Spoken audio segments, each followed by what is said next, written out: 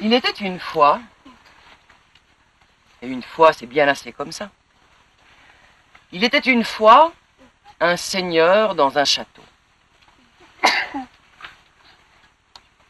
Il faut imaginer le seigneur, il est assis dans un fauteuil, il a le regard fixé sur le mur d'en face, complètement vide, et il ne fait rien. Il ne fait rien parce qu'il n'a rien à faire. Et les journées sont longues quand quelqu'un, fût-ce un seigneur, n'a rien à faire. Alors il s'ennuie. Il s'ennuie et l'ennui l'ennuie. Que pourrait-il bien faire pour se désennuyer?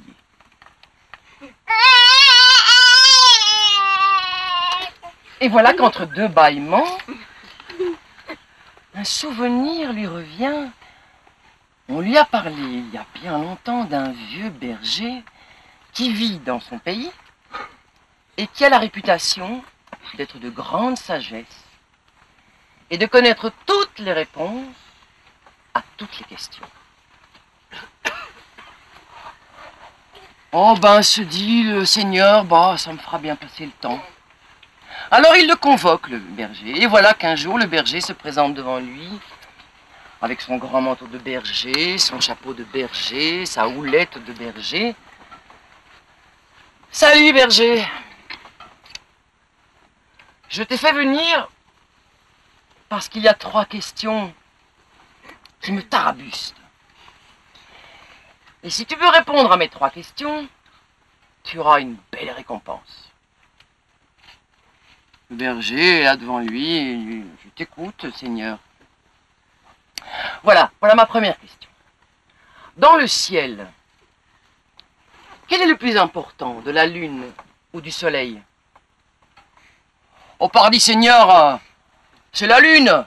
Le soleil, ce gros bétail, il brille en plein jour, ça ne sert à rien. La lune, par contre, elle éclaire les nuits.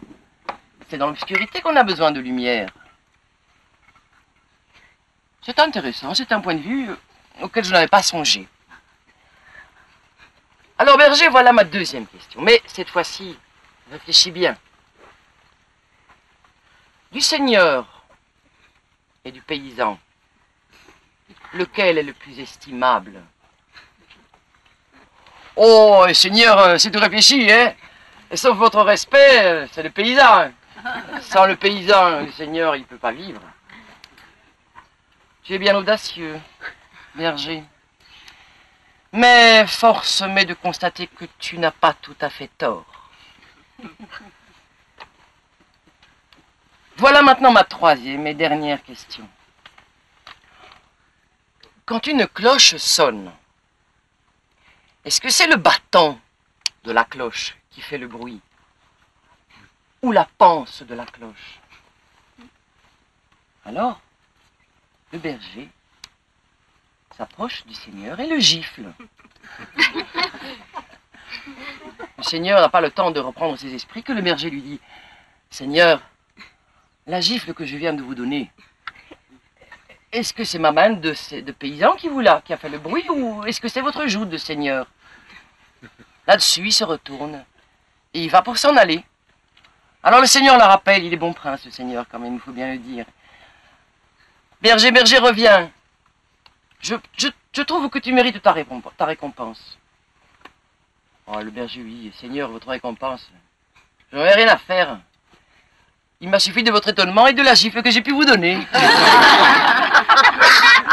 Là-dessus, il s'en va et il lui dit aussi, moi j'ai affaire, je dois retrouver mon troupeau.